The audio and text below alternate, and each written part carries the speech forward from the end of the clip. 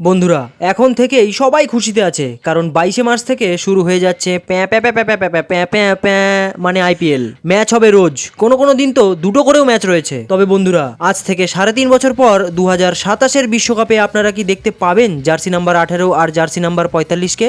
2027-এর বিশ্বকাপে রোহিত শর্মা আর বিরাট কোহলির খেলা উচিত কিনা আপনাদের কি মনে হয় বন্ধুরা? নিচে কমেন্ট করে অবশ্যই জানাবেন। তবে আমার চোখে এদের দুজনের অবশ্যই খেলা উচিত। তবে ইতিমধ্যেই রোহিত শর্মা তার রিটায়ারমেন্ট নিয়ে একটি বড় কথা বলেছে, যার ফলে ক্রিকেট মহল একটু গরম হয়ে গেছে।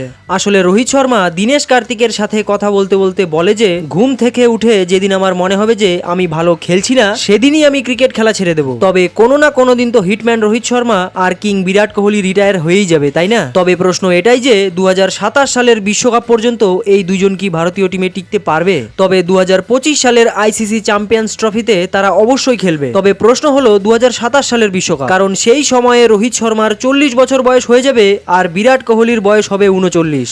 আর বিগত 11 বছর ধরে একটা আইসিসি ট্রফি জেতার জন্য ভারতীয় টিম এদিক ওদিক ঘুরে বেড়াচ্ছে। তাই এই বছরই জুন মাসে টি-20 বিশ্বকাপ রোহিত শর্মা আর বিরাট কোহলি যদি জিতিয়ে দিতে পারে, তাহলে তাদের মাথা থেকে অনেক বড় বোঝা নেমে যাবে। তবে তারা 2027 সালের বিশ্বকাপ খেলবে কিনা সেটা তো সময় আর তাদের ফিটনেসের ওপরেই নির্ভর করছে।